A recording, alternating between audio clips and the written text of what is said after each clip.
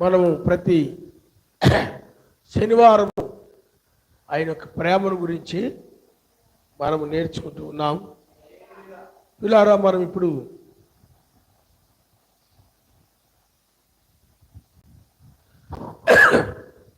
యొక్క లూకా సువార్త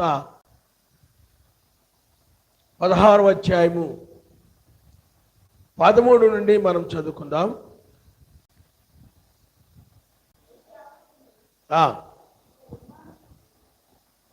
చూడండి, ఇక్కడ ఆయన ఏం చెప్తున్నాడనంటే, ఏ సేవకుడును ఇద్దరు యజమానులకు లేకపోతే ఇద్దరు యజమానులను సేవింపలేడు. వాడు ఒకని ద్వేషించి ఒకని ప్రేమించును, లేక ఒకని అనుసరించి ఒకని తృణీకరించును. మీరు సర్వశక్తిమంతుని సిరిని సేవింప నేరని చెప్పెను, సేవింపలేరని చెప్పెను. ధనాపేక్ష గల పరిచయులు ఈ మాటలు విని ఈ మాటలని కూడా వాళ్ళు విని ఆయన్ను అపహసించుండగా ఆయన, మీరు మనుష్యుల ఎదుట నీతివంతులు అనిపించుకొనుటకు మీరు మనుష్యుల ఎదుట నీతిమంతులని అనిపించుకొనువారు కానీ సర్వశక్తిమంతుడు మీ హృదయములను ఎరుగును. మనుష్యులలో ఘనముగా ఎంచబడినది సర్వశక్తిమంతుని దృష్టికి అసహ్యము. యాహాను కాలములో ధర్మశాస్త్రమును ప్రవక్తలు నుండి అప్పటి నుండి సర్వశక్తిమంతుని రాజ్య సువార్త ప్రకటింపబడుచున్నది. ప్రతి వాడును ఆ రాజ్యములు బలవంతముగా జ్వరబడుచున్నాడని చెప్పి 19వ వచనం నుండి ఆయన ధనవంతుడు అలాగే లాజరు గురించి చెప్పాడు. ఆయన నామనిస్తాడు అంటే ఇక్కడ ధనవంతుడేమో సిరిని యజమానిగా చేసుకున్నాడు, అలాగే లాజరేమో సర్వశక్తిమంతుని యజమానిగా చేసుకున్నాడు. కాబట్టి ఇప్పుడు ఈ ప్రపంచంలో ఇద్దరు యజమానులు ఉన్నారు.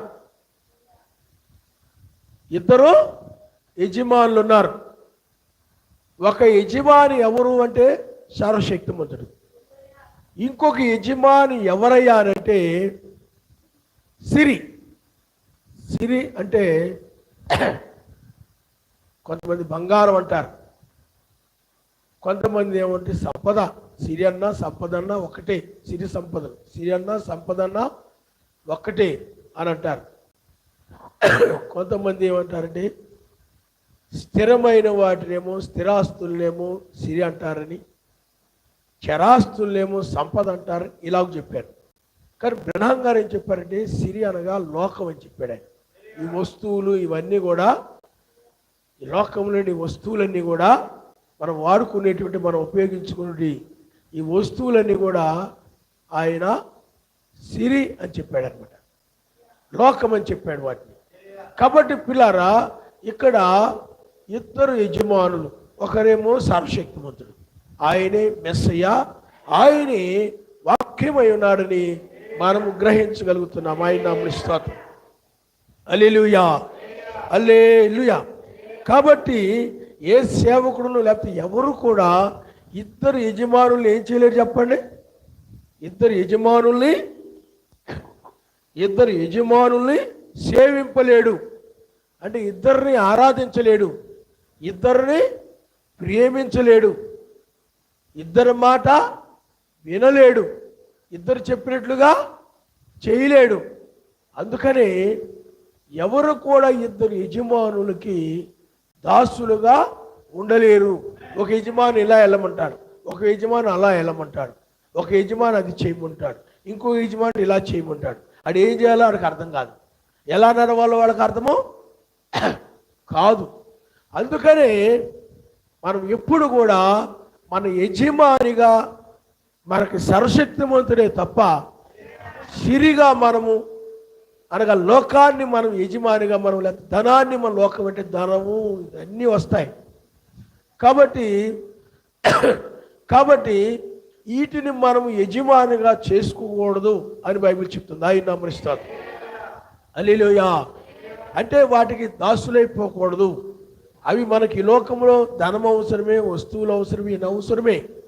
కానీ అవి మనకి దాసులుగా ఉండాలి తప్ప, మన అవసరాలకు ఉపయోగపడే ఉండాలి తప్ప, అవి మన యజమానిగా ఉండి వాటికి మనం దాసులముగా, అంటే ఈనాడు చాలామంది డబ్బుకు దాసులైపోవడం, వస్తువులు దాసులైపోవడం, లోకానికి దాసులైపోయి లోకమును బట్టి నడుస్తూ ఉండేవారే లోకానికి దాసులైపోయారని అర్థం. కాబట్టి మనం ఎప్పుడు కూడా సర్వశక్తిమంతుడు మనకి యజమాని ఉన్నాడు. కాబట్టి మనము ఆ సర్వశక్తిమంతుడే మనకి యజమానిగా ఉన్నాడు. కాబట్టి ఆ యజమాని అయినటువంటి ఆయన బట్టి మాత్రమే నడవాలి తప్ప మరి ఎవరిని కూడా బట్టి మనము నడవకూడదు. ఎందుకంటే ఇద్దరు ఇక్కడ అదే చెప్తున్నాడు. ఏం చెప్తున్నాడంటే, ఏ సేవకుడును ఇద్దరు యజమానులు సేవింపలేడు. వాడు ఒకరిని ద్వేషించి ఒకరిని ప్రేమించును, లేక ఒకరిని అనుసరించి ఒకరిని ధృవీకరించును. మీరు సర్వశక్తిమంతుని, సిరిని లేకపోతే లోకాన్ని మీరు సేవించలేరు అని చెప్పాడు. ఆయన నామనిస్తారు. హల్లెలూయా. కాబట్టి ఇక్కడ రెండు కావాలంటే కుదరదు. సర్వశక్తిమంతుడు కావాలి, నాకు లోకము కావాలి, డబ్బు కావాలి, లోకంలో ఉన్న సిరి సంపదలు కావాలి, అన్నీ కావాలి నాకు, మరి ఆయన కూడా కావాలి అని ఆ విధంగా రెండిటిని కోరుకోకూడదు. బైబిల్ ఏం చెప్తుందంటే, ఇక్కడ వాక్యం ఏం చెప్తుందంటే, ఒకరిని ప్రేమించి ఒకరిని ఏం చేస్తారు, తృణీకరిస్తారు. లేకపోతే ఒకరిని ప్రేమించి ఒకరిని ద్వేషించడం, లేకపోతే ఒకరిని తృణీకరించి ఒకరిని అనుసరించడం. ఇక్కడ రెండిటిని అనుసరిస్తాను, రెండిటిని ప్రేమిస్తాను. నేను ఆయన్ని తృణీకరించను, లోకాన్ని తృణీకరించను, ఆయన్ని ప్రేమిస్తాను. లోకమన్నా కూడా నాకు ఇష్టమే, లోకాన్ని కూడా నేను ప్రేమిస్తాను. ఈ రెండిటిని ప్రేమిస్తానని చెప్పేవారు ఈ రెండిటిని వారు పోగొట్టుకుంటారు. ఇక్కడ భూమి మీద దీన్ని పోగొట్టుకుంటారు, పరలోకాన్ని పోగొట్టుకుంటారు, చివరికి నరకానికి వెళ్ళిపోతారు. అందువల్ల ఎవరు కూడా ఇద్దరిని సేవించలేరు. ఆయన కావాలనుకుంటే ఒకదాన్ని వదిలేయాలి, లోకాన్ని వదిలేయాలి, ఆ యజమాన్ని వదిలేయాలి. లోకం కావాలనుకుంటే ఆయన వదిలేసుకోవాలి, అంటే వాక్యాన్ని వదిలేసుకోవాలి. ఎందుకనంటే ఇద్దరు యజమానులు నువ్వు సేవించలేవు, ఇద్దరు యజమానులు చొప్పున నీవు నడవలేవు. అందుకని ప్రతి కాలంలో కూడా ప్రవక్తలు అనబడిన వారు కూడా పెద్ద ప్రవక్తలు అనబడిన వారు, పెద్ద దూతలు అనబడిన వారు, ఒక్కొక్కరు మాత్రం 7 సంఘకాలం 7 దూతలు, అలాగే చిన్న ప్రవక్తలు చిన్న దూతలు అనేవారు ఉన్నారు.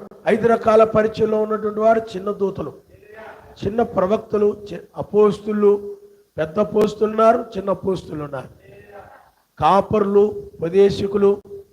ఏమండి, ఇలాగ మనం చూస్తున్నాం. కాబట్టి పిల్లారా, ఇక్కడ ఇద్దరు యజమానులు ఎప్పుడు ఉంటారంటే, ఇద్దరు ప్రవక్తలు ఎప్పుడు ఉంటారంటే శ్రమకాలంలో మాత్రమే ఉంటారు. మోషే ఏలియా వచ్చినప్పుడు మాత్రమే, ఆ శ్రమకాలంలో యూదు దగ్గరకు మాత్రమే ఇద్దరు ప్రవక్తలు ఉంటారు తప్ప, ఇద్దరు వర్తమానికులు ఉంటారు తప్ప మరి ఏ కాలంలో కూడా ఉండరు, ఏ కాలంలో కూడా ఉండరు. కాబట్టి ఇక్కడ ఇప్పుడు చూడండి, యోహాను ఉన్నాడు, మెస్సయ్య ఉన్నాడు. మెస్సయ్య రాగానే యోహాను వెళ్ళిపోయాడు. ఉండారు ఇద్దరు ఒకేసారి? లేరు. అలాగే మోషే ఉన్నాడు, అలాగే యెహోషువ ఉన్నాడు. యెహోషువ రాగానే మోషే వెళ్ళిపోయాడు. అలాగే మనము ఇప్పుడు ఈ కాలంలో మనం చూసినట్లయితే బ్రహ్నాం గారు ఉన్నారు, అయ్యగారు ఉన్నారు. మన వేకువ నక్షత్రము వాళ్ళది 7వ దూత. కాబట్టి వేకువ చుక్క వచ్చే సమయానికి వాళ్ళు ఏమయ్యారు చెప్పండి, రంగం మీద లేరు. అందుకని ఇద్దరు ఒకే సమయంలో అక్కడ ఏ కాలంలో కూడా లేరు. ఒకరు రావడం, ఒకరు వెళ్ళిపోవడం, ఒకరు రావడం, ఒకరు వెళ్ళిపోవడం. అంటే కార్యం మారినప్పుడు వ్యక్తులు మారిపోతూ వచ్చారు. ఆయన నామనిస్తారు. ఇప్పుడు కూడా కృపా సింహాసనం తీర్పు సింహాసనంగా మారిపోయింది. కాబట్టి వర్తమానికుడు కూడా ఏమవుతాడు చెప్పండి? 7వ దూత, 8వ దూత. మనకి ఇంకొకటి లేదు. 7వ దూత, 8వ దూత. ఆ విధంగా కార్యం మారినప్పుడు దూతలు కూడా, అది 7వ దూత అంటే ఏది ఆత్మ, 8వ దూత అంటే మెస్సయ్య. కాబట్టి ఇద్దరు యజమానులు మనకు లేరు. కానీ ఈ విధంగా లోకంలో మనం చూసినట్లయితే మన యజమాని మెస్సయ్య అయితే, అలాగే లోకం అనే యజమాని ఒకటి ఉన్నాడు, లోకం. కాబట్టి ఇద్దరు యజమానులకు మీరు ఏమై ఉండలేరు అన్నది బైబిల్ చెప్తుంది. చెప్పండి. ఇద్దరు యజమానులకు మీరు దాసులై ఉండనేరు. ఇద్దరు యజమానులకు మీరు దాసులై ఉండనేరు. అయితే ఇక్కడ నువ్వు సర్వశక్తిమంతుని యజమానిగా చేసుకున్నావు అనుకోండి, అప్పుడు లోకం అనే యజమాని వాడు సాతాను. ఎందుకంటే లోకం దుష్టిని అందున్నది బైబిల్ చెప్తుంది. కాబట్టి ఆ దుష్టుడు నీలో నుండి ఆ ధనాపేక్ష ఇవన్నీ కలిగి చేసేటువంటి ఈ లోకాన్ని నీ హృదయంలో తీసుకొచ్చేటువంటి ఆ సాతానుడు నీలో నుండి, లేకపోతే ఆ లోకము అంతా కూడా నీలో నుండి బయటికి వెళ్ళిపోతుంది. నీవు లోకమును గనక మెస్సయ్యని ప్రేమించినట్లయితే, వాక్యాన్ని ప్రేమించినట్లయితే లోకం వెళ్ళిపోతుంది నీలో నుండి. ఆ లేఖనాలను ప్రేమించి దాని ప్రకారం నడుస్తూ ఉన్నట్లయితే నీలో నుండి లోకం అంతా ఏమైపోతుంది చెప్పండి? వెళ్ళిపోతుంది. అలా కాకుండా నువ్వు లోకాన్ని గనక, లోకంలో వాటిని గనక ప్రేమిస్తూ ఉన్నట్లయితే ఆయన వెళ్ళిపోతాడు. అందుకని యోహాను మనం యొక్క పత్రికల్లో మనం చూస్తే చివరిలో 1వ యోహాను ఈ పత్రికల్లో మనం చూస్తే లోకమును, లోకములను వాటిని, అంటే లోకమును వస్తువుల్ని మీరు ప్రేమించొద్దు. అలా ప్రేమించినట్లయితే, లోకములను వస్తువులను ప్రేమించినట్లయితే ఆయన ప్రేమ నీలో ఉండదు. అంటే ఆయన వెళ్ళిపోతాడు, ఆయన నీలో నుండి వెళ్ళిపోతాడు. కాబట్టి లోకములో ఉన్నటువంటి వస్తువులను ఏం చేయకూడదు చెప్పండి? లోకమును వస్తువులను నువ్వు ప్రేమించకూడదు. అలాగ ప్రేమించినట్లయితే ఆయన వెళ్ళిపోతాడని బైబిల్ చెప్తుంది. ఈ మాటలు చెప్పినప్పుడు ధనాపేక్ష కలిగినటువంటి మనం రాత్రి అదే మనం ఆరాధనలో మనం అదే నేర్చుకున్నాం. సమూయేలు యొక్క కుమారులు ఏమయ్యారు చెప్పండి? ధనాపేక్ష కలిగిన వారు అయిపోయారు. ఆ ధనాపేక్ష కలిగిన వారు వాళ్ళు ఏం చేస్తున్నారు చెప్పండి? నీతిని దుర్నీతిగాను, దుర్నీతిని నీతిగాను ఆ డబ్బు తీసుకొని మార్చి పడేస్తున్నారు అనమాట, ధనాపేక్ష కలిగిన వారి. అలాగే ఇక్కడ కూడా ఈ పరిసయ్యులు, ధనాపేక్ష కలిగిన ఈ పరిసయ్యులు, ఆ ధన వ్యామోహం కలిగిన ఈ పరిసయ్యులు సిరికిని సర్వశక్తిమంతుడి కంటే సర్వశక్తిమంతుడికి ధనానికి మీరు దాసులైన ఉన్నారు. దేని ఒకదాన్ని మీరు ప్రేమించాలి ఏమండి? అలాగే దేని ఒకదాన్ని అనుసరించాలి, లేదా దేని ఒకదాన్ని తృణీకరించాలి. ఈ మాటలు చెప్పినప్పుడు ఈ ధన వ్యామోహం కలిగినటువంటి ధనవంతులు కావాలి, ధనము వ్యామోహం కలిగినటువంటి, కోరిక కలిగినటువంటి ధనవంతులుగా పిలువబడాలి, ధనవంతులుగా మమ్మల్ని చెప్పుకోవాలి. ఆ విధంగా మేము రిచ్ పర్సన్స్, ధనవంతులు అని మమ్మల్ని అందరూ అనుకోవాలనేటువంటి ఆ వ్యామోహం కలిగినటువంటి ఆ పరిసయ్యులు వాళ్ళు ఏమయ్యారంటే ఈ మాటలని బట్టి వారు మిక్కిలి వ్యసనపడ్డారు. ఆమెను చెప్పలేదు, అల్లీలు చెప్పలేదు, కానీ వాటిని బట్టి ఏం చేశారు చెప్పండి? వ్యసనపడ్డారు. వాళ్ళు ఏమయ్యారు? వ్యసనపడ్డారు. నువ్వు ఎలాగైతే కాము కూర్చుంటావో అలాగా. కాబట్టి వాళ్ళు ఏమి ఆమెను కానీ అల్లులు కానీ ఏమి చెప్పలేదు ఆయన మాటలకి. కాబట్టి అప్పుడు ఆయన మీరు మనుష్యుల ఎదుట నీతిమంతులమని అనిపించుకుని వారు కానీ సర్వశక్తిమంతుడు మీ హృదయములను ఎరుగును, మనుష్యులలో ఘనముగా ఎంచబడినది సర్వశక్తిమంతుల దృష్టికి అసహ్యమని ఆయన చెప్పాడు. ఆయన నామనిస్తాం. ఈనాడు మనుషులలో ఘనముగా ఎంచబడేది ఏమిటి చెప్పండి? ఈ లోక వస్తువులు, డబ్బు. ఏమండి? లోకాన్ని మనుషులు ఏం చేస్తున్నారు? ఘనముగా ఎంచుతున్నారు. బాగా చదువుకున్నాడు అనుకోండి, ఘనంగా ఇస్తున్నాడు. అయిపోయి మా అబ్బాయి ఇంజనీరింగ్ చదువుతున్నాడు, లేకపోతే మా అబ్బాయి ఐఏఎస్ చదువుతున్నాడు, లేకపోతే మా అబ్బాయి డాక్టర్ చదువుతున్నాడు అనగానే ఏం చేస్తున్నాడు అంటే గొప్ప చదువులు బట్టి మనుషులు ఏం చేస్తున్నారు చెప్పండి. ఏమండి, మర్యాద ఘనంగా చూడటం, గౌరవంగా చూడటం, లేకపోతే అతను ఇంజనీరో డాక్టరో కలెక్టరో లోక సంబంధమైన జ్ఞానం కలిగినోడో ధనము కలిగినోడు అయినట్లయితే, లోక ఆస్తిపాస్తులు కలిగిన వాళ్ళైతే ఏం చేస్తారు చెప్పండి, ఘనంగా చూస్తూ ఉంటారు, గొప్పగా చూస్తుంటారు. కానీ మనుషులు దేన్ని ఘనంగా ఎంచుతుంటారు, దేన్ని గొప్పగా ఎంచుతుంటారు, అలాంటి వాటిని. అందుకని ఈ లోకాన్ని ఆయన అసహించుకుంటూ ఉన్నాడని బైబిల్ చెప్తుంది. మనుషులు ఇవన్నీ ఘనంగా ఎంచుకుంటారు. లోకంలో వస్తువులు, కార్లు, సెల్ ఫోన్లు, డబ్బు, ఇంట్లో వాడుకునే వస్తువులు, రకరకాల వస్తువులు అవసరమే కావచ్చు, కానీ వాటిని ఏం చేయకూడదు, ప్రేమించకూడదని బైబిల్ చెప్తా ఉంది. కాబట్టి ఇవన్నీ ఉన్న వాళ్ళు ఘనంగా ఇస్తారు. ఎవరిని ఇంటికి వెళ్ళామనుకోండి, లోకంలో ఉండే వస్తువులు, మార్కెట్లో ఉండే వస్తువులన్నీ కూడా వాళ్ళ ఇళ్ళలో ఉన్నాయనుకోండి, వాళ్ళు చాలా ఘనంగా ఇస్తారు. అయ్య బాబు వాళ్ళ ఇంట్లో ఎన్ని వస్తువులు ఉన్నాయో తెలుసా ఏమండి.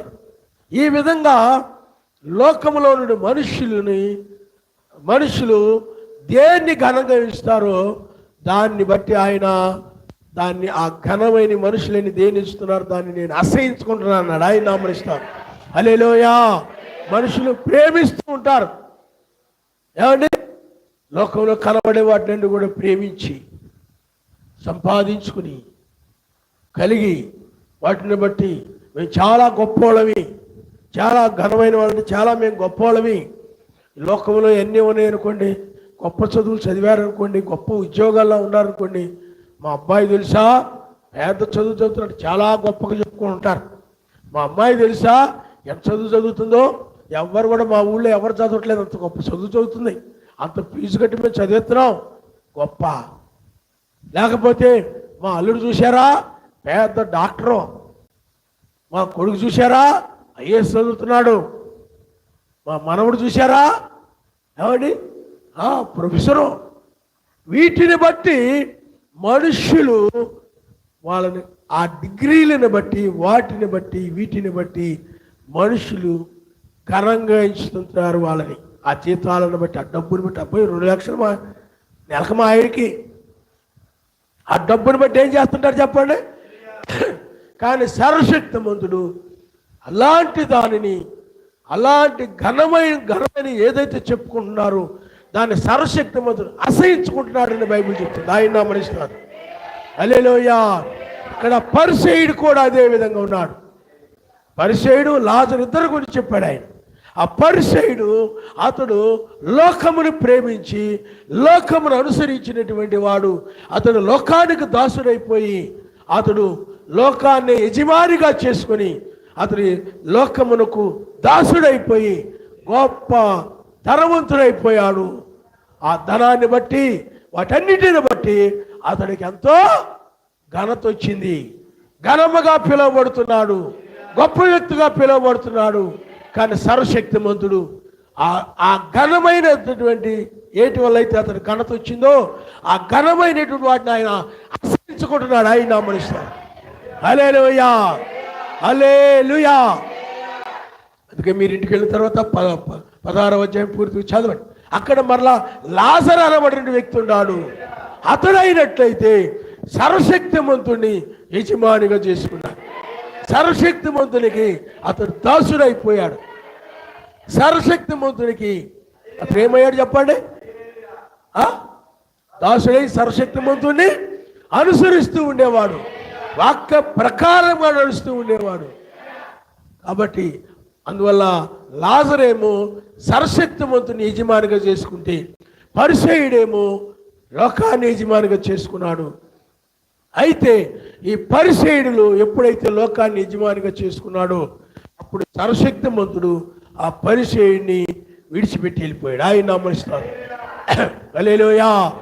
కానీ లాజరు ఎప్పుడైతే సర్వశక్తిమంతుని యజమానిగా చేసుకున్నాడో, లోకమనే యజమాని అతన్ని విడిచిపెట్టి వెళ్ళిపోయాడు.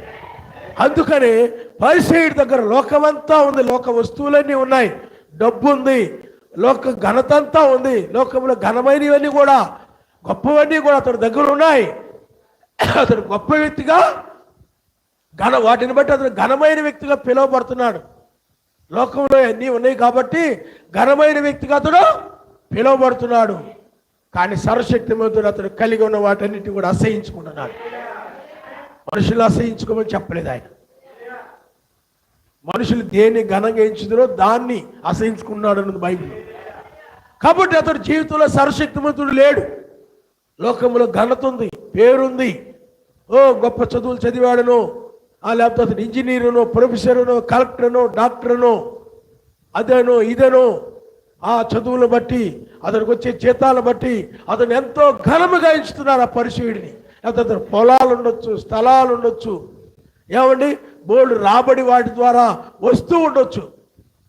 తన కోసం అతడు చేసుకుంటూ ఉన్నాడు. అతడు చాలా వాటన్నిటిని బట్టి ఘనమైన వ్యక్తిగా, భూస్వామి అనుకుంటే అతను ఘనముగా చూస్తుంటారు. అతను బోలుడు పొలాలుంటే అతను ఏం చేస్తారు చెప్పండి?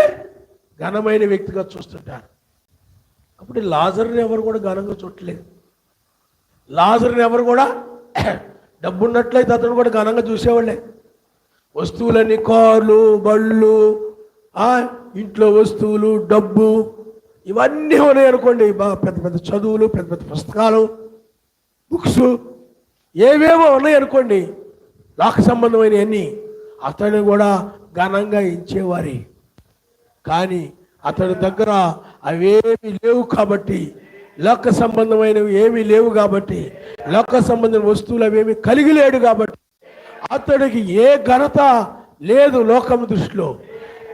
కానీ అతనికి లోకము లేకపోవచ్చు, కానీ అతడు సర్వశక్తిమంతుని కలిగి ఉన్నాడు. అతడు లోకాన్ని ప్రేమించడం వల్ల లోకములను వస్తువులను ప్రేమించట్లేదు, వాటన్ని ప్రేమించి సంపాదించుకోవడం లేదు. కానీ అతడు సర్వశక్తిమంతుడిని కలిగి ఉన్నాడు. ఆయన నామనిస్తాం. హల్లెలూయా, హల్లెలూయా. అందుకనే రెండు ఒక చోట ఉండము. అందుకనే లాజరు దగ్గర సర్వశక్తిమంతుడు ఉంటే లోకము లేదు. పరిసయ్యుడి దగ్గర లోకం ఉంటే, లోకమైన యజమాని ఉంటే సర్వశక్తిమంతుడు లేడు. అతడు వాక్యాన్ని అనుసరిస్తూ ఉండేవాడు. ఇతడు లోకాన్ని అనుసరిస్తూ ఉండేవాడు. లోకంలో మనుషుల్ని, లోకంలో జ్ఞానుల్ని, లోకంలో తెలివైన వారిని, లోకంలో గొప్ప గొప్ప ధనవంతులు ఎలాగా ఉంటారో ఇతడు కూడా అలాగే ఆ మార్గంలో నడిచేవాడు. వాళ్ళని అనుసరిస్తూ ఉండేవాడు. లోకంలో ఇంజనీర్ని, ప్రొఫెసర్ని, కలెక్టర్లని, డాక్టర్లని, పెద్ద పెద్ద అధికారుల్ని, వీళ్ళందరూ అనుసరించేవాడు పరిసయ్యుడు. వాడి సంతానం కూడా అంతే. లాజరు అయినట్లయితే బైబిల్లో నుండి నీతిమంతులు అబ్రాహాము, ఇస్సాకు, యాకోబు, యోసేపు వాళ్ళ ఏ విధంగా ఆయన అనుసరించి నడిచారు అపోస్తులు, మనకు అర్థమయ్యేలా చెప్పుకోవాలంటే మన కాలం వాళ్ళని మెస్సైని సర్వశక్తిమంతుని అనుసరిస్తూ అతడు నడిచేవాడు. కాబట్టి ఆ పరిసయ్యుడేమో తన ఇష్టం వచ్చినట్లుగా నడిచాడు, లోకరీతిగా నడిచాడు. తన ఆలోచన ప్రకారము, తన ఆశల ప్రకారము, లోకంలో మనుషుల్ని బట్టి, లోకస్తులను బట్టి, లోకంలో ఉన్న స్త్రీలను బట్టి, లోకస్తులు స్త్రీలు ఎలా ఉంటే వాళ్ళ ఇంట్లో వాళ్ళు కూడా అలాగే ఉండేవారు. లోకస్తుల పిల్లలు ఎలా ఉంటే వాళ్ళ ఇంట్లో పిల్లలు కూడా అలా ఉండేవారు. అతడు క్రైస్తవుడే, యూదుడే. మీకు అర్థమైందా? అన్యుల పిల్లలు ఎలా ఉంటే వాళ్ళ పిల్లలు అలా ఉండే, అతడు అలాగే ఉండేవాడు. అతని భార్య అలాగ ఉండేది, అతని పిల్లలు అలాగ ఉండేవాడు. అందరూ కూడా అన్యులలాగే ఉండేవారు. అన్యులలాగానే వాళ్ళకి వీళ్ళకి ఏమి వస్త్రధారణలో తేడా ఉండేది కాదు, మాటలో తేడా ఉండేది కాదు, క్రియల్లో తేడా ఉండేది కాదు. ఏమండి? ఆ విధంగా లోకస్తుల పిల్లలు వీళ్ళు ఒకే రకంగా ఉండేవారు. అంటే లోకం పూర్తిగా ఇంటిని, ఆ గృహాన్ని స్వతంత్రించుకుంది. మెస్సయ్యకి చోట్లేదు, వాక్యానికి చోట్లేదు, వాక్యాన్ని అనుసరించేవాళ్ళు లేరు, వాక్యం వినడం వాళ్ళకి ఇష్టం లేదు, వాక్య ప్రకారం జీవించడం వాళ్ళకి ఇష్టం లేదు. వాక్యాన్ని గురించి చెప్తుంటే మాకు వాక్యం అక్కర్లేదు, ప్రార్థన గురించి మాకు ప్రార్థన అక్కర్లేదు, ఆరాధన రమ్మంటే మేము రావు, ప్రార్థన రమ్మంటే మేము రావు. లోకం ఎక్కడుంటే అక్కడికి వెళ్ళిపోతాం. లోక స్నేహితులు, లోక ఫ్రెండ్స్, లోకస్తులతో పాటు ఆ ఫ్రెండ్స్తో పాటు డబ్బులు ఇంటి దగ్గర తీసుకొని వెళ్ళి ఆ లోక కుర్రోళ్ళతో పాటు అన్యుల పిల్లలతో పాటు బిర్యానీలు తింటాం, చికెన్లు తింటాం, జాయింట్లు తింటాం. ఎక్కడికి వెళ్ళావరా ఏంటి అని అడిగితే భోజనం చేసామంటే ఫ్రెండ్తో తినేశాను. ఎక్కడోసారి తిరుగుతా. ఇప్పుడు పిల్లలు ఎలా ఉంటున్నారు ఆ విధంగా పరిసయ్యుడి పిల్లలు కూడా అదే విధంగా ఉండేవారు. వాక్యం లేదు కాబట్టి ఇక్కడ వాళ్ళ ఇంట్లో యజమాని ఎవరంటే లోకమే. పరిసయ్యుడి యొక్క ఇంట్లో లాజరు ఏమి కలిగి ఉన్నాడు చెప్పండి? సర్వశక్తిమంతుని యజమానిగా ఉన్నాడు. సర్వశక్తిమంతుని వాక్యాన్ని అనుసరిస్తూ లోకాన్ని తృణీకరించి సర్వశక్తిమంతుని అనుసరిస్తున్నాడు. ఈ పరిసయ్యుడు వాళ్ళ కుటుంబం ఏంటంటే సర్వశక్తిమంతుని తృణీకరించి లోకాన్ని అనుసరిస్తూ వెళ్తున్నారు. వాక్యాన్ని ద్వేషిస్తున్నారు, ఆరాధన ద్వేషిస్తున్నారు, ప్రార్థన ద్వేషిస్తున్నారు. అదే లాజరు అయినట్లయితే ఏమండి? లోకాన్ని ద్వేషిస్తున్నాడు, లోకంలోని వస్తువులు ద్వేషిస్తున్నాడు, ఆయన్ని ప్రేమిస్తున్నాడు. ఆరాధన రమ్మంటే ద్వేషిస్తున్నాడు. ఆ మాటలు ఏం చేస్తున్నారో చెప్పండి? ద్వేషిస్తున్నాడు. ప్రార్థన రమ్మంటే కుదరదా,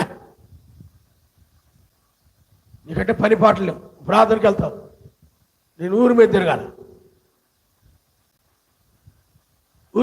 నాకు బోల్డ్ పని ఉంది. కాబట్టి పిల్లలు మీరు ఆలోచన చేయండి. ఒకరేమో లోకాన్ని యజమాని చేసుకుంటే, ఒకరేమో మెస్సీని యజమాని చేసుకున్నారు.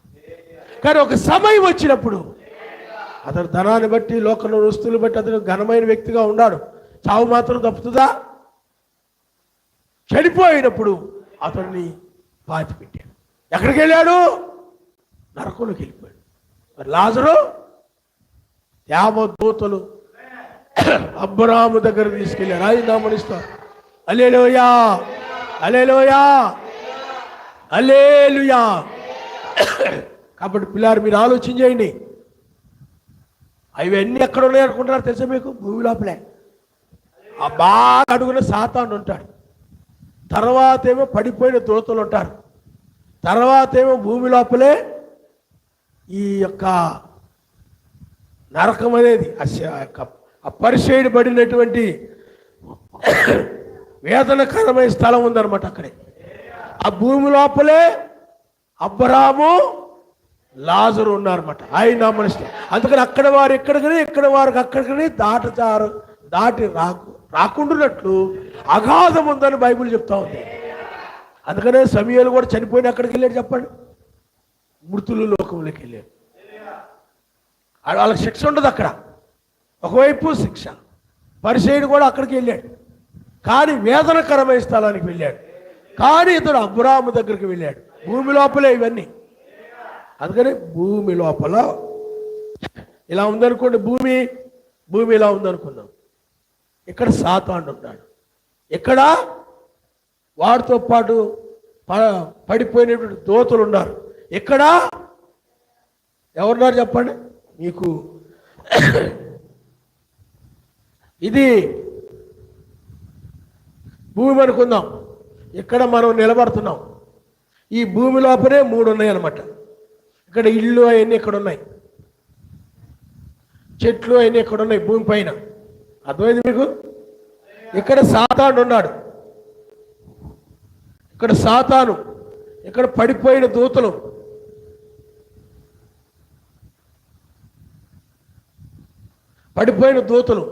ఇక్కడే వేదనకరమైన స్థలం.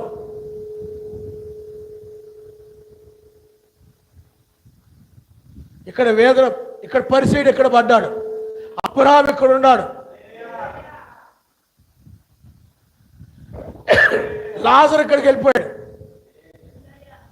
ఇక్కడే సమూయేలు ఉన్నాడు. అప్పుడే ఆ స్త్రీ ఏం చేసింది చెప్పండి? ఏమండి?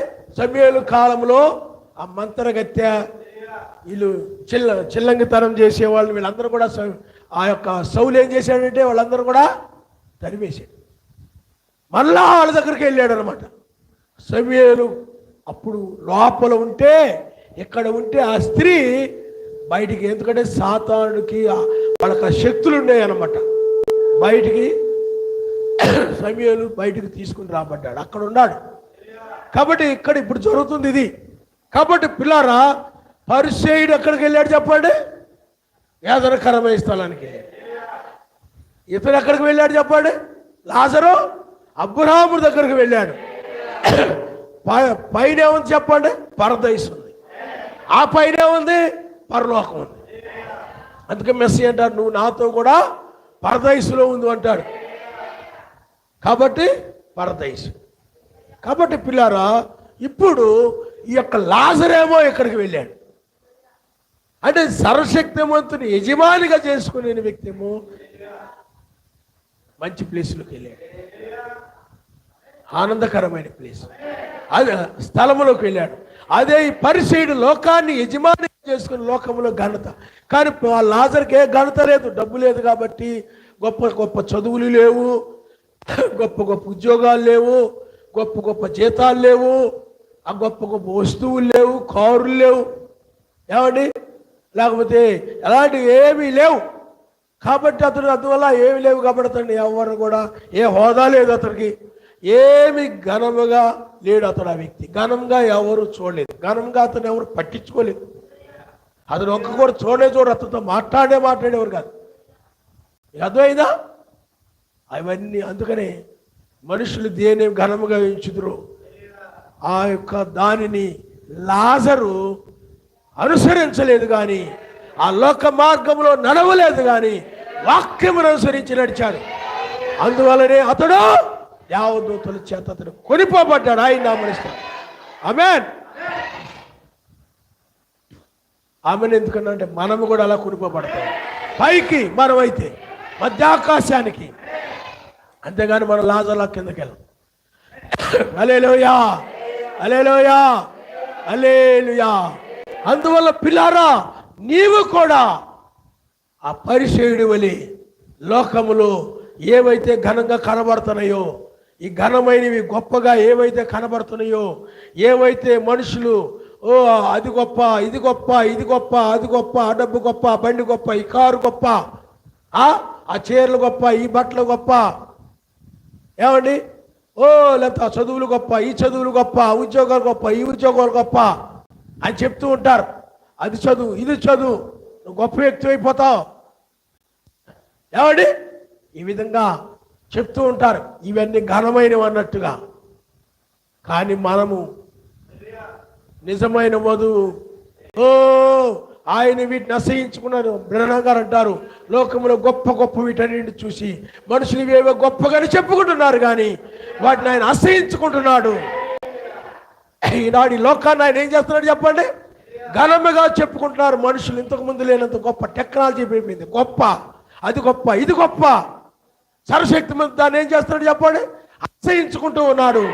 అందుకనే ఇప్పుడు మనం పిల్లారా, ఈ యొక్క లోకమనే యజమానిని ఆయన నాశనము చేయడానికని, మెస్సీ అనే యజమానిని ఎవరైతే కలిగి ఉన్నారో వారిని తీసుకొని వెళ్ళడానికి వచ్చారు. ఆమేన్, హల్లెలూయా. ఎవరైతే, ఎందుకనే ఎవరు ఆయన దృష్టిలో ఘనమైన వారంటే ఆయన్ని అనుసరించే వాళ్ళే, ఆ నీతిమంతులే, ఆ పరిశుద్ధులే, ఆ యథార్థవంతులే. వాళ్ళు లోకంలో ఘనమైన వారు కాకపోవచ్చు, ఆయన దృష్టిలో వాళ్ళు ఘనమైన వారు. కాబట్టి వారిని తీసుకుని వెళ్ళి ఈ ఘనమైనటువంటి లోకాన్ని ఆయన నాశనం చేయబోతున్నాడు. మనుషులు దేన్నైతే ఘనమైనదని చెప్పుకుంటున్నారో, ఏవైతే గొప్పని చెప్పుకున్నారో ఈ లోకంలో ఉన్న విషయాలను, లోక సంబంధమైన వాటిని ఆయన నాశనం చేసి ఆయన ఒక ఘనమైన రాజ్యాన్ని, అదే నీతి, సమాధానం, పరిశుద్ధాత్మ, ఆనందం కలిగిన మరణము లేనటువంటి ఒక ఘనమైనటువంటి రాజ్యాన్ని ఆయన తీసుకుని రాబోతున్నాడు. దానికంటే గొప్పది మరొకటి లేదు. ఈ లోకములో ఎంత గొప్ప ఉన్నప్పటికీ కూడా, ఈ లోకములో ఉన్నవన్నీ వస్తువులు కానీ ఏమైనా కానీ అవి ఎంతో ఘనమైనవైన అయినప్పటికీ కూడా వీటన్నిటి కూడా నాశనం ఉంది, మరణం ఉంది. కానీ దానికి మాత్రం ఏమీ చెప్పండి, ఆ రాజ్యానికి నాశనము లేదు. అందువల్ల ఆయన, అందుకనే లవుదీయ సంఘం ఉందనుకోండి, ధనమును బట్టి గొప్ప ఘనమైన సంఘంగా పిలువబడతా ఉంది. ఘనమైన గొప్ప సంఘముగా అది పిలువబడతా ఉంది.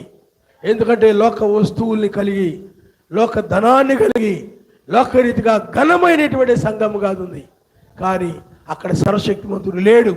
ఆ సంఘము మెస్సయ్యని త్రోసివేసింది ఎఫెసు సంఘ కాలంలోని. అలాగే పిల్లారా 325 నిసియా సమావేశం దగ్గరికి వచ్చేసరికి పూర్తిగా ఆయన బయటికి తోసేశారు. కాబట్టి పిల్లారా, కాబట్టి స్వర్ణ సంఘము దగ్గరకు వచ్చేటప్పటికి అది ఆయనను కలిగి ఉన్న సంఘముగా శ్రమలు పడుతూ ఇబ్బందులు పడుతూ లోకమనే యజమానిని కాకుండా మెస్సీని కలిగిన సంఘముగా అది పిలువబడతా ఉంది, సమాజంగా పిలువబడతా ఉంది. అందుకే మెస్సీ అంటాడు, నీ శ్రమను నీ దరిద్రతను నేను ఎరుగుదును, ఆయన నువ్వు ధనవంతుడివే అని చెప్పారు.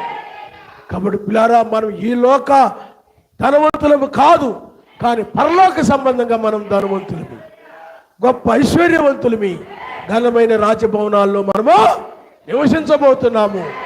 కాబట్టి మెస్సీని యజమానిగా చేసుకుని వారికి ఈ రక్షణ, లోకాన్ని, సిరిని, లేకపోతే లోక సంపదలని యజమానిగా చేసుకొని పరిసేయుడి వలె మేము చాలా ఘనమైన జీవితాన్ని జీవిస్తున్నాం, గొప్ప జీవితాన్ని జీవిస్తున్నాం. మా బంధువులందరిలో కంటే కూడా మేమే గొప్పగా ఉన్నామని, ఘనముగా ఉన్నామని చెప్పుకునేటువంటి ఈ లోకాన్నంతటిని కూడా ఆయన నాశనం చేయబోతున్నాడు. చూసావా, మేము ఒక పొలం కొన్నాం తెలుసా, 50 లక్షలు. మేము ఇల్లు కట్టుకున్నాం తెలుసా, 1 కోటి రూపాయలు. అది చాలా ఘనముగా చెప్పుకుంటారు వాడు. అవి ఘనమైనవే కావచ్చు, వాటిని ఆయన అసహించుకుంటున్నాడు, ఆయన నమ్మనిస్తాడు. మా కారు ఇన్ని లక్షలు, అన్ని లక్షలు. మాకు విజయవాడలో అపార్ట్మెంట్లు ఉన్నాయి, హైదరాబాద్లో అపార్ట్మెంట్లు ఉన్నాయి, లేకపోతే మాకు వైజాగ్లో అపార్ట్మెంట్లు ఉన్నాయి, లేకపోతే మాకు ఢిల్లీలో ఉన్నాయి, బొంబాయిలో ఉన్నాయి, కలకత్తాలో ఉన్నాయి, లేకపోతే మద్రాసులో ఉన్నాయి, లేకపోతే చెన్నైలో ఉన్నాయి. ఇవన్నీ కూడా ఘనంగా చెప్పుకుంటుంటారు. మా పిల్లలు అమెరికాలో చదువుతున్నారు, కెనడాలో చదువుతున్నారు, చైనాలో చదువుతున్నారు, అక్కడ చదువుతున్నారు, ఇక్కడ చదువుతున్నారు. ఇవన్నీ కూడా చెప్పుకుంటూ ఏదో ఇవన్నీ కూడా ఘనం అన్నట్టుగా, గొప్ప అన్నట్టుగా మాట్లాడుకుంటున్నారు. కానీ వీటిని సర్వశక్తిమంతుడు అసహించుకుంటూ ఉన్నాడు. ఆయన వధువు ఆమె నీతిలో ఆమె నీతిలో, సమాధానములో, పరిశుద్ధాత్మ ఆనందమును కలిగి ఆమె ఒక ఘనమైనటువంటిదిగా ఉంది. అది లోక సంబంధం వాటిని బట్టి కాదు ఆ ఘనత. ఆమెకు లోక సంబంధం వస్తువులన్నీ కలిగి ఉన్న దాన్ని బట్టి కాదు ఆ ఘనత. లోకంలో ధనాన్ని బట్టి కాదు ఆ ఘనత. లోకంలో గొప్ప గొప్ప చదువులు కలిగే కాదు ఆ ఘనత. ఆయన అనుసరించడం ద్వారా, ఆయన ప్రేమించడం ద్వారా ఆయన వలె మారి ఆ ఘనత పొందుకుంది. ఆయన మనుషులు. ఆమేన్. ఆమె గుణ లక్షణాలే ఆ యొక్క ఆస్తి. హల్లెలూయా. ఆ గుణ లక్షణాలే ఆమె సంపద. అలాంటి వధువుని ఈ తెల్లవారుజాములు ఎత్తబడుతుంది. ఆయన మనుషులు. హల్లెలూయా, హల్లెలూయా. కాబట్టి పిల్లారా, ఆలోచన చేయండి. లోకమును ఆయన నాశనం చేయబోతున్నాడు. లోకాన్ని ఆయన ఏం చేయబోతున్నాడు చెప్పండి? నాశనం చేయబోతున్నాడు.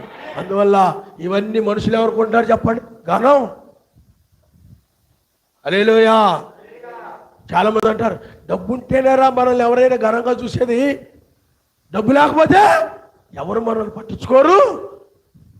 చదువు ఉంటేనేరా, చదువుకోకపోతే మర్యాదగా పిలవరు. చదువుకున్నావంటే నేను గౌరవిస్తారు. చదువుకో ఆయన అలాగా నువ్వు అని వాడికి ఆ దయ్యం బట్టేలా చేసి చివరికి ప్రార్థన మీద మనసు లేకుండా, రాజ్యం మీద మనసు లేకుండా, పరలోకం మీద మనసు లేకుండా, ఆసక్తి లేకుండా లోకంలో కలిసిపోవడానికి కారణం నువ్వే వాడిని చేసి మార్కులు రావట్లేదు. సరిగ్గా చదువు, అంత ఫీజు కడుతున్నాం, ఇంత ఫీజు కడుతున్నాం, అప్పు చేసి కడుతున్నాం, సొప్పు చేసి కడుతున్నాం. ఈ మార్కులేంటి? కాలేజీ లెక్చరర్లు, స్కూల్ టీచర్స్ పిలిచి అడుగుతుంటారు, ఈ అబ్బాయికి తక్కువ వస్తున్నాయి, ఇంటి తక్కువ వచ్చాయి, దాంట్లో తక్కువ వచ్చాయి. ఆయన ఇంటికి వచ్చిన తర్వాత దండకాలు చదువుతాను. సార్ ఎలా అన్నాడు, ట్యూషన్ మిస్ ఇలా ఉంది, నువ్వు ఎలా అన్నావు, ఎలా అన్నారు వాళ్ళు. తక్కువ మార్కులు వస్తే ఘనం కాదు, ఎక్కువ మార్కులు వస్తే ఘనంగా ఉండాలి. అలాంటి వాటిని ఆయన అసహించుకున్నాడు. ఆయన నమ్మనిస్తాడు. హల్లెలూయా. ఆ దెబ్బకాడు ఏమవుతాడు చెప్పండి? నువ్వు అన్న దగ్గర నుంచి ప్రార్థనకి వంక చెప్పడానికి అవకాశం దొరికింది. నువ్వే అన్నావు కదా తక్కువ మార్కులు రావట్లేదని, నువ్వే అన్నావు కదా తక్కువ మార్కులు వస్తున్నాయి అన్నావని. మరి మార్కులు రావాలంటే ప్రార్థన కొడితేనే వస్తాయి. నాకు పరలోకం ఏం ఘనం కాదు, నీకు కూడా ఘనం కాదులే. నువ్వేదో చర్చికి వెళ్తుంటావు కానీ ఇంటి దగ్గర ఏమంటావో పాస్టర్ గారికి చెప్తే తెలుస్తుంది. నువ్వు కప్పవని నాకు తెలుసు, పిల్లలకు కూడా తెలుసు, పిల్లలకు కూడా. హల్లెలూయా. ఏదో చదువు అవసరమే తప్ప అది మన దృష్టిలో ఘనమైనది. ఏదో బ్రతకడానికి ఏదో చదువు అవసరం లోకంలో ఉన్నాం కాబట్టి అందువల్ల వాటిని మనం ప్రేమించకూడదు. మనం వాటిని ఏం చేయకూడదు చెప్పండి? ప్రేమించకూడదు. మనము ఆయన అనుసరించాలి. అందువల్ల లోకంలో మా అబ్బాయి మా పిల్లలు పెద్ద డాక్టర్ అవ్వాలి, ప్రొఫెసర్ అవ్వాలి, ప్రధానమంత్రి దగ్గర చేయాలి, వాళ్ళ దగ్గర చేయాలా, వీళ్ళ దగ్గర చేయాలా. ఈ అబ్బాయి ఏం చేస్తాడు? మా అబ్బాయా కలెక్టర్ అంటే అని చెప్పుకోవాలని లోక ఘనత గొప్పతనాలు కోరుకుంటున్నారు. దాన్ని ఆయన అసహించుకుంటున్నాడు. కాబట్టి పిల్లారా నువ్వు ఆలోచన చేయి. చివరి సమయంలో ఉన్నాము. ఇంకా ఇది లోకమును ప్రేమించే కాలము కాదు. లోకమనే యజమాని కింద ఉండే కాలం ఇది కాదు. నువ్వు ఆయన్నే ప్రేమించవలసిన సమయం ఇదే. ఆయన నిన్నే ప్రేమిస్తున్నాడు కనుక నువ్వు ఆయన్నే ప్రేమించాలి. దేని నువ్వు ప్రేమించకూడదు. ఆమేన్. హల్లెలూయా. దేని నువ్వు ప్రేమిస్తే ఆయన్ని ప్రేమిస్తే లోకం పోద్ది, చదువులు పోతాయి, ఉద్యోగాలు పోతాయి. వారి నీతిగా నడిచావా లేదా, యథార్థంగా ఉన్నావా లేదా, ప్రార్థనాపరుడుగా ఉన్నావా లేదా, దానికి ప్రతిఫలం ఆయన ఇస్తాడు. నువ్వు భూమి మీద కోల్పోయిన దాని అంతటికి కూడా ఆయన కోసం నువ్వు ఏవైతే విడిచిపెట్టావో, ఏ లోకాన్ని అయితే నువ్వు తృణీకరించావో దాని అంతటి కూడా ప్రతిఫలాన్ని ఆయన ఇస్తాడు. అందులో అపోస్తులను మనం చూస్తున్నాం. ఈరోజు వాళ్ళు అపోస్తులు వాళ్ళ భక్తిని బట్టి, వాళ్ళ ప్రార్థన బట్టి, వాళ్ళు చేసిన స్వార్థను బట్టి, వాళ్ళు జీవించిన మంచి జీవితాన్ని బట్టి వాళ్ళని మనం ఘనంగా ఇస్తున్నాం. ఆ రోజుల్లో ఈ రోజుల్లో వాళ్ళు కూడా ఇక్కడ ఉన్నారనుకోండి, నువ్వేమి ఘనంగా ఎంచవు. ఎందుకు ఘనంగా ఎంచవు? వాళ్ళకి ఏమీ కారులు లేవు, ఏమండి ఏమీ లేవు, డబ్బు లేదు, ఏమీ లేదు. అందుకని ఆ రోజుల్లో కూడా వాళ్ళని ఎవరు ఘనంగా ఎంచరా. ఇప్పుడు సతీష్ కుమార్ వచ్చారనుకోండి, అయ్యి బాబోయ్ పెద్ద మందిరం అండి, కోట్లాది రూపాయల మందిరం, వాడిని కారు ఎంత ఉంటుంది అంటారు. ఆయన వేసుకునే డ్రెస్ ఎంత ఖరీదు ఉంటుందో తెలుసా? ఆయన వేసుకునే షూ ఎంత ఉంటుందో తెలుసా మీకు? ఏమండి ఆయన ఉపయోగించేటువంటి ఆ యొక్క వస్తువులు ఎంత ఉంటాయో తెలుసా నీకు? ఆయన వాడే వస్తువులు లక్షలు ఇల్లు చేస్తాయండి, అంత గొప్ప. దాని సర్వశక్తిమంతుడు వాటన్నిటిని కూడా అసహించుకుంటున్నాడు. ఆయన నామనిస్తాడు. ఆయన అక్కడ లేడు. ఉన్నట్టుగా అదంతా కూడా భ్రమపరుచు ఆత్మ భ్రమపరుస్తూ ఉంటుంది. కాబట్టి పిల్లారా, ఒకరు కొనిపోబడతారు, ఒకరు విడవబడతారు. అంటే ఎవరు కొనిపోబడతారు అని అంటే ఆయన్ని యజమానిగా చేసుకున్న వాళ్ళు, ఆయనకి దాసులుగా అయిన వారు, ఆయన ఏం చెప్పాడో ఆయన మాటలు అనుసరించేవారు కొనిపోబడతారు. ఆయన్ని పక్కన పెట్టేసి లోకమును లోకస్తులు అనుసరించేవారు, లోకస్తుల వల్ల నడిచేటువంటి వారు, లోకస్తులు ప్రేమించి లోకస్తుల మార్గంలో నడిచేవారు, లోకాన్ని సంపాదించుకొని ఘనమైన వారుగా పిలువబడుతుండేవారు విడవబడతారు. వాళ్ళ మీద ఉగ్రత రాబోతుంది. ఆ ఉగ్రతను తప్పించుకోవాలంటే లోకాన్ని యజమానిగా విడిచిపెట్టేసి ఆయన ఒక్కడే యజమానిగా చేసుకో. ఆయన ఒక్కడే యజమానిగా ఉండబోతున్నాడు 1000 ఏళ్ల పాలనలో. లోకమనే యజమాని అక్కడ ఉండడు. ఆ భూమి మీద లోకమనే యజమాని 1000 ఏళ్ల పాలనలో ఉండడు. ధనమనే యజమాని అక్కడ ఉండడు. అక్కడ ఉండే యజమాని మెస్సయ్యే. ఇక్కడ మెస్సయ్యను అనుసరించిన వారు అక్కడ ఉంటారు. లోకాన్ని అనుసరించిన వారు, లోకాన్ని యజమానిగా చేసుకునే వారు, లోకముతో పాటు వీరు కూడా అగ్ని చేత కాల్చివేయబడతారు, పొట్టు కాల్చివేయబడినట్టు.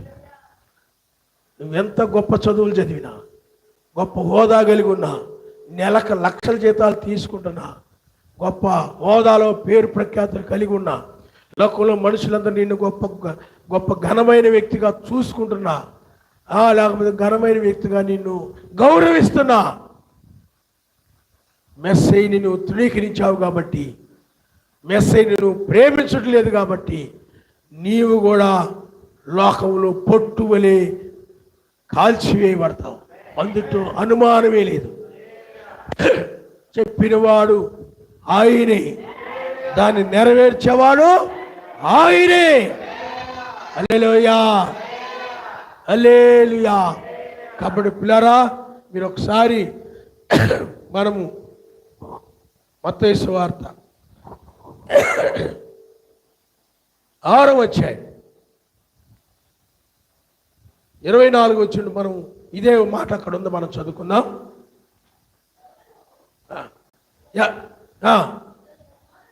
ఇద్దరు యజమానులకు దాసుడుగా ఉండనేరడు. అతడు ఒకరిని ద్వేషించి ఒకరిని ప్రేమించును, లేదా ఒకరి పక్షముగా ఉండి ఒకరిని తృణీకరించును. వీరు సర్వశక్తిమంతునికి సిరికిని దాసులుగా ఉండనేరు. అందువల్ల నేను మీతో చెప్పినదేమనగా, అందువల్ల నేను మీతో చెప్పినదేమనగా అంటున్నాడు. అయ్యా, నువ్వు ఇద్దరు యజమానులకు దాసులుగా ఉండనేరు అంటున్నావు కదా, మరి ఒకరి పక్షముగా ఒకరిని తృణీకరిస్తారు అని అంటున్నావు కదా, మరి ఒకరిని అనుసరించి ఒకరిని తృణీకరిస్తారని అంటున్నావు కదా, మరి ఒకరిని ప్రేమించి ఒకరిని ద్వేషిస్తారని అంటున్నావు కదా, ఇద్దరు యజమానులకు మీరు దాసులుగా ఉండనేరని మీరు అంటున్నారు కదా, అయితే మరి ఏం చేయమంటారు? ఎలాగా? మరి ఎలాగా ఆయన అనుసరించడం ఎలాగా? లోకాన్ని కాకుండా ఆయన అనుసరించడం ఎలాగ? మరి ఏమండి, ఆయన అనుసరించడం అంటే సర్వశక్తి మందు అనుసరించడం ఎలాగా? అందుకు ఆయన అన్నాడు, అందువలన నేను చెప్పేది ఏంటంటే, అయితే ఏం చేయమంటారు? మరి మీరు ఇద్దరు యజమానులు, మీరు ఏమండి ఇద్దరు యజమానులకు మీరు దాసులుగా ఉండలేరు అంటున్నారు కదా, మరి ఒకరి పక్షముగా ఉండి ఒకరు తృణీకరించిన అన్నారు కదా, మరి ఇప్పుడు మరి మేము ఏం చేయాలి అన్నప్పుడు ఆయన ఏం చెప్పాడనండి, ఒక యజమానిని ఆరాధించాలంటే, ఒక యజమాని కలిగి ఉండాలంటే ఆ లాజరు ఏం చేశాడు దాన్ని చెప్తున్నాడు. ఆయన నమ్మనిస్తారు. హల్లెలూయా. చూడండి, చదవండి.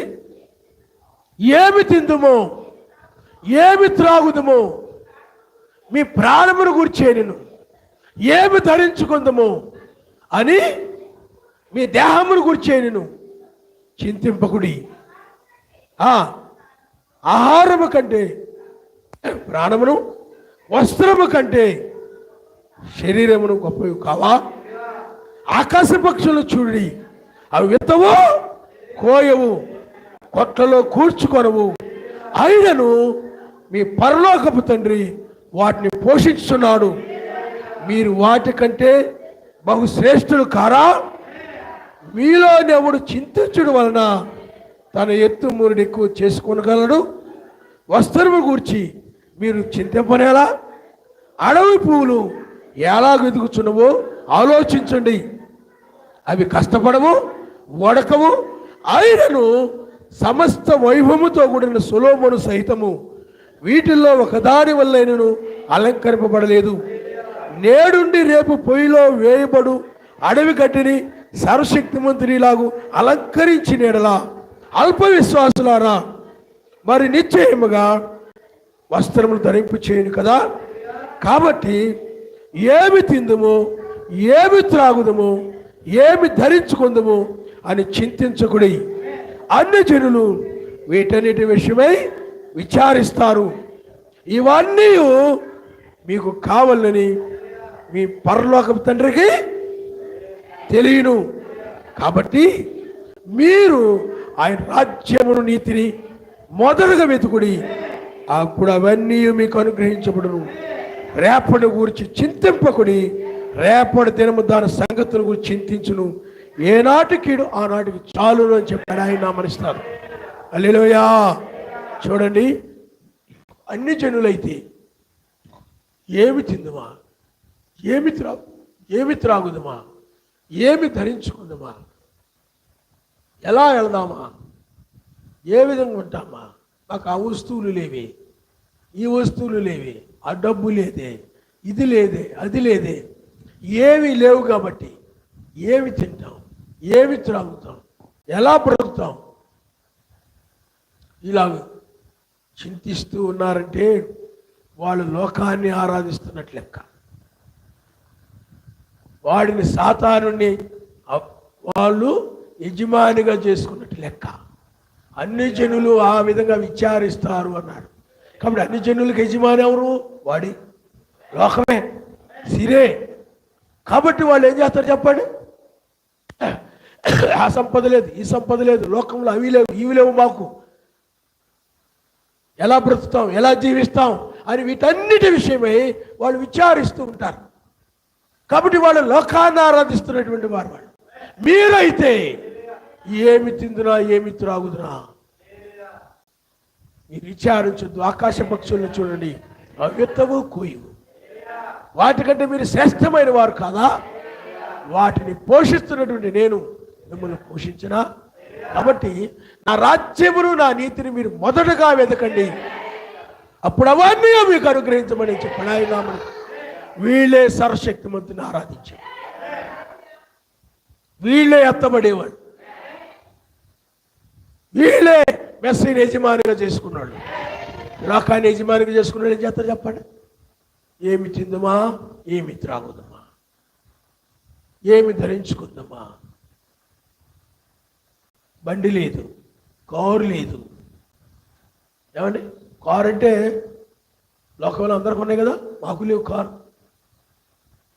కొనుక్కుందామంటే డబ్బులు లేవు, లేకపోతే విమానం కొనుక్కుందామంటే డబ్బులు లేవు. ఏమండి? కారులో తిరుగుతుంటే హోదాగా ఉంటుంది. అర్థమైంది మీకు? అంటే మీరేదో మన డ్యూటీకి వెళ్తున్నారు, మీరు కాదు. సరిగ్గా జనం ఏమనుకుంటారు చెప్పండి? కారులో తిరుగుతుంటే ఘనంగా ఉంటుంది, హోదాగా ఉంటుంది. కారు లేదే, ఆ వస్తువులు లేవే, ఈ వస్తువులు లేవే, అవి లేవే, ఇవి లేవే. అసలు వాటి గురించి విచారించొద్దు అన్నాడు ఆయన. ఆయన వధు వీటి గురించి విచారించదు. అన్ని జనులు విచారిస్తారు, వాళ్ళు లోకాన్ని ప్రేమిస్తుంటారు కాబట్టి. లోకం వాళ్ళకి యజమాని కాబట్టి వాళ్ళు ప్రేమిస్తూ ఉంటారు. నువ్వు లోకంలో దేనిని గురించి కూడా విచారించడానికి వీలేదు. ఎందుకంటే 1000 ఏళ్ల పాలనలో లోక విచారాలు అనేవి ఉండవు. లోకం గురించి విచారించే వాళ్ళు ఆ రాజ్యంలో రారు, వాళ్ళు అన్ని జనులే. నువ్వు ఆయన నామంలో బాప్తిజం పొంది నువ్వు ఆయన బిడ్డగా పిలువబడుతూ, క్రైస్తవుడిగా పిలువబడుతూ, ఏమి తిందురా, ఏమి త్రాగు, లోక విచారాలు కలిగి ఉన్నావంటే ఐక్య విచారాలే లోక విచారం. ఐక్య విచారం అంటే అది లేదే, ఇది లేదే, ఆ వస్తువులు లేవే, ఈ వస్తువులు లేవే, అవి లేవే, ఇవి లేవే, ఆ పనిముట్లు లేవే, ఈ దేనికొక దాని గురించి విచారిస్తూ ఉంటారన్నమాట. ఆ విధంగా విచారించే వాళ్ళు ఎవరంటే అన్యులు. ఆ అన్యుల వలె మీరు విచారించొద్దని చెప్పారు. అన్యుల వలె విచారించినా పర్లేదని చెప్పలేదు. కాబట్టి నువ్వు బాప్తిజం పొందినప్పటికీ అలాంటి విచారాలు నీలో ఉన్నట్లయితే నువ్వు పైకి ఏదో క్రైస్తవుడిగా వస్తున్నావు, మందిరానికి వెళుతున్నావు, కానీ నువ్వేమై ఉన్నావనంటే నువ్వు అన్యుడి అనురాలివి. ఎందుకంటే నీ విచారాలు అన్నిలో ఉండేవి నీకున్నాయి. నువ్వు నిజమైన క్రైస్తవుడు కాదు, క్రైస్తవురాలు కాదు. నువ్వు ఆయన రాజ్యం మీద ఆశ పెట్టుకోవడం అనవసరం. నువ్వు ఎప్పుడు ఆశ పెట్టుకోవాలంటే ఆయన రాజ్యాన్ని గురించి విచారించకుండా నీవు నీ చింతలని ఆయనకు అప్పగించేసి, నీ విచారాలను ఆయనకు అప్పగించి, ఆయన రాజ్యం, ఆయన నీతిని గురించి, ఆయన రాజ్యం గురించి, అయ్యా నీ రాజ్యాన్ని దయచేయ, నీ రాజ్యమే నాకు కావాలి ఆయన, ఈ లోకంలో ఏమొద్దయా అని దేని గురించి విచారించకుండా ఎవరైతే ఆయన రాజ్యం కోసం ప్రార్థన చేసుకుంటారో, వెతుకుతుంటారో, నడుస్తారో, ఆ రాజ్యం ప్రకారంగా నడుస్తుంటారో వారు మాత్రమే వారికి మాత్రమే ఆయన యజమాని అయి ఉన్నాడు. ఈ విచారాలకు ఎన్నులకి యజమాని లోకం. మీరు రారు, ఎంత గొప్ప క్రైస్తవులైనా పర్లేదు. హోదాలు, డిగ్రీలు చూడండి. ఆయన రాజ్యాన్ని వెంబడిస్తున్నావా, రాజ్యాన్ని వెతుకుతున్నావా? ఇలాంటి వారికి ఇలాంటి వారికి ఏమి కావాలో ఆయన వారికి ఇస్తాడు. ఎందుకంటే వాళ్ళు ఆయన రాజ్యాన్ని ఎదుగుతున్నారు కాబట్టి, ఆయన పనులు చేస్తూ ప్రార్థిస్తూ ఆయన కార్యాలు చేస్తూ. హల్లెలూయా, హల్లెలూయా, హల్లెలూయా. నీతి క్రియలు మంచి పనులు చేస్తూ వాళ్ళకు ఆయన చేస్తాడు. కానీ ఐక్య విచారం కలిగిన వాళ్ళని ఆయన ఏమి ఇవ్వడు. ఐక్య విచారాల వలన వాళ్ళకి సాతాను ఇస్తాడు. ఇస్తే నాకు మృక్కితే ఇవన్నీ మీకు ఇస్తానన్నాడు. అందువలన ఫీజులు ఎలా కట్టాలి, డబ్బులు లేవు ఎలాగా, విచారాలు. ఇది మార్కులు తక్కువ వచ్చాయి, మా అమ్మాయి మార్కులు తక్కువ వచ్చాయి, వెళ్తుంది కానీ రోజు క్యారేజీలు పెట్టి పంపిస్తున్నాను, స్కూల్కి వెళ్తుంది, స్కూల్లో అబ్బాయి వెళ్తున్నాడు స్కూల్కి, లేకపోతే కాలేజీకి వెళ్తున్నారు, మార్కులు తక్కువ వస్తున్నాయి. ఈరోజు ఆ కాలేజీ లేకపోతే స్కూలు సారు లేకపోతే ప్రిన్సిపాల్ గారు ఫోన్ చేశారు, మార్కులు తక్కువ వస్తున్నాయి మీ అబ్బాయికి అన్నారు అని. దాని గురించి ఎలా ఆలోచిస్తూ పడుకొని ఫీజు ఈరోజు కట్టమన్నారు, ఫీజు గురించి ఆలోచిస్తూ అలా పోయింది. ఐక్య విచారంలోకి వెళ్ళిపోయాను. జీవన సంబంధం విచారాలు అంటారు వీటిని. అర్థమైంది మీకు? చదువుకోకపోతే ఏం తింటావురా, చదువుకోకపోతే ఏం ధరించుకుంటావురా, చదువుకుంటే సుఖపడతావు, చదువుకుంటే గొప్ప వ్యక్తి అవుతావు